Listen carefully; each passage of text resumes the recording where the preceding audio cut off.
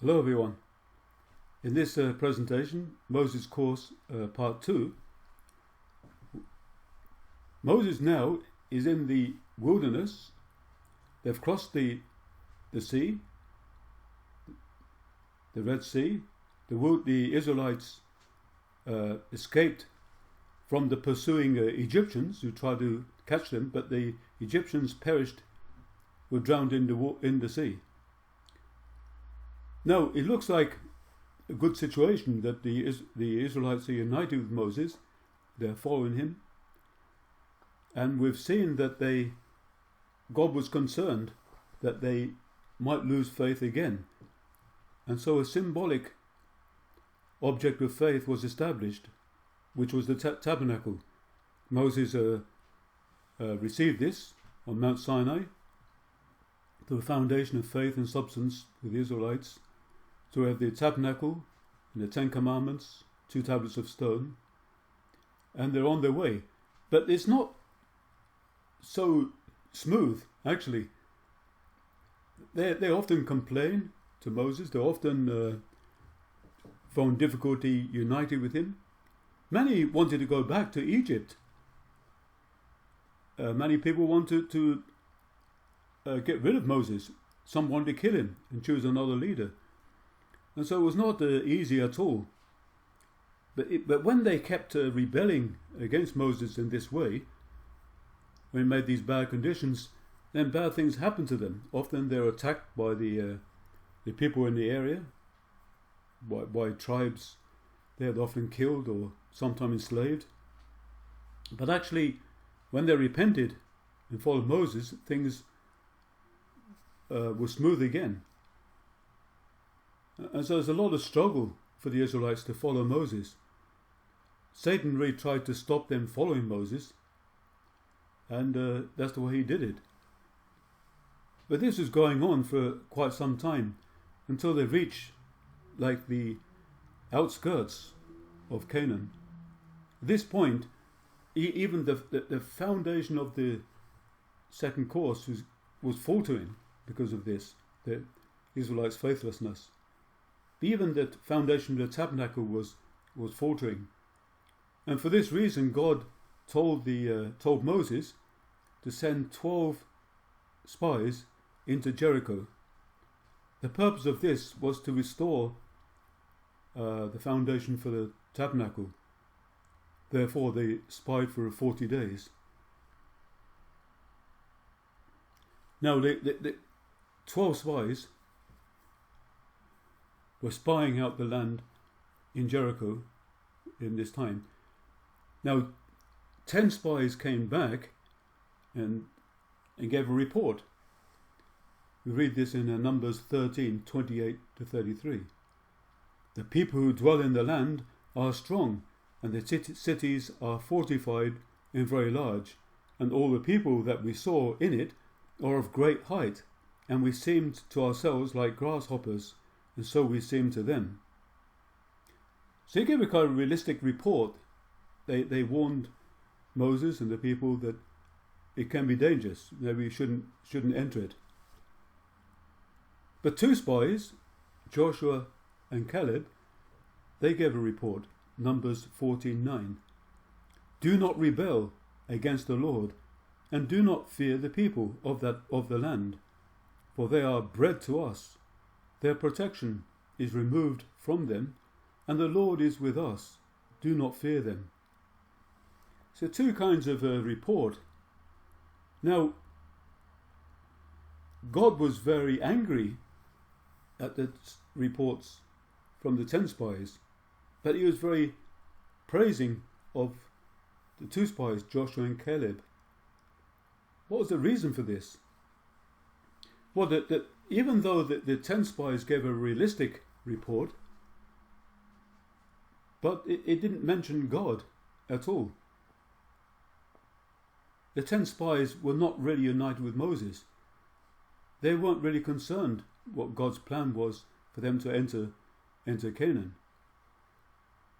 And so, but Joshua and Caleb, they mentioned God. They said, don't rebel against God. Don't fear the people. God is with us. So therefore God gave a great judgment at that time. Numbers 14:28-34. And God speaks, "As I live, declares the Lord, what you have said in my hearing, I will do to you. Your dead bodies shall fall in this wilderness, and all your number who have grumbled against me, not one shall come into the land where I swore that I would make you dwell, except Caleb, the son of Jephunneh, and Joshua, the son of Nun. But your little ones, who you said would become a prey, I will bring in, and they shall know the land that you have rejected. But as for you, your dead bodies shall fall in this wilderness, and your children shall be shepherds in the wilderness 40 years, and shall suffer for your faithlessness, until the last of your dead bodies lies in the wilderness. According to the number of the days in which you spied out the land, 40 days, a year for each day, you shall bear your iniquity 40 years, and you shall know my displeasure."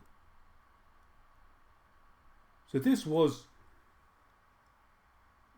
how God felt about this situation. It was a serious failure. It was a serious failure particularly because out of the 12 spies, the Israelites believed and united with the 10 faithless spies. That was the problem. So that means they were totally disunited with Moses and didn't have faith in God. But the 2 spies, Joshua and Caleb, God was praised them because they were united with Moses and they wanted to do God's will. And so the third course, the central person was Moses, of course, but it's been passed on to Joshua. Now God said to Moses, "You will not enter the land yourself, but you'll pass it on to Joshua. He will lead the people into the promised land." The condition was, that was the 40 years that they had to wander in the wilderness due to that failure. Now it's a very important point. Moses, we can't say he failed. Of course he didn't fail, but he was very old at that time. He lived his whole life. He lived his whole life for one mission, to lead the people into the land of Canaan. And he was even pleading with God that he could enter it, but God said, "No, you not yourself, but Joshua will do it." So Joshua became like the heir of Moses, or the successor, and he did do it. And the only ones who could follow him were those who were born in the wilderness, not those who were born in Egypt. They all perished, or the first generation. Only the second generation, and of course with Caleb following Joshua, they entered the promised land. And then we see then there was 3 courses. The first course, the Israelites, this ended very quickly. Moses, he was in a position of a prince at that time, second only to Pharaoh. He was likely to be the next Pharaoh. Now, if they united with Moses at that time, it would, and the Egyptians united with Moses, then actually it's quite feasible that actually there'd be no need to go to a promised land. Moses could have laid a foundation for the Messiah in Egypt at that time. But unfortunately that was not possible through the failure of the first course. The Israelites couldn't unite with Moses, and Moses killing the Egyptian, he had to flee and lived as a shepherd in Midian for 40 years. So second course, Moses came back, and they followed Moses at that point. They were united with him. They crossed the Red Sea. They realized the symbolic Messiah, the tabernacle. But the third course, third course, a continual disunity with Moses. There's no unity there. The spine condition failed, but the 40 years wandered in the wilderness were restored through a joint effort between Moses and Joshua, and Caleb was totally united with that. And just only Joshua, who succeeded Moses, with the second generation of Israelites, could enter, with Caleb of course, could enter the promised land of Canaan. So this is a very important point here. We said the first course, it could have happened in 21 days. You know, if they went through this way of the Philistines, you see that red line at the top, it could have taken 21 days to reach the promised land. But that was no longer possible through their disunity. So the second course, after crossing the Red Sea, they could have done it in 21 months. But then their continual disunity and rebellion against Moses until the failure of the spine condition, they had to wander in the wilderness for 40 years. And then even this, then finally only Joshua and the second generation Israelites and Caleb could enter it. So you can see, it's so important to respond to God's will early. The longer you leave it, the more indemnity you have to pay. It becomes more difficult. We can see from 21 days, it became 21 months, then it became 40 years, and for many it became never. They could never enter the land of Canaan. So that's pretty tragic, actually. And so Moses' course teaches us many lessons here. We really need to respond to God's will early. Take it seriously. We need to put God's will, God's purpose first in our lives. And then our own situation. Because God lives for us. God loves us as His children. And so we'll look at the next presentation of the worldwide course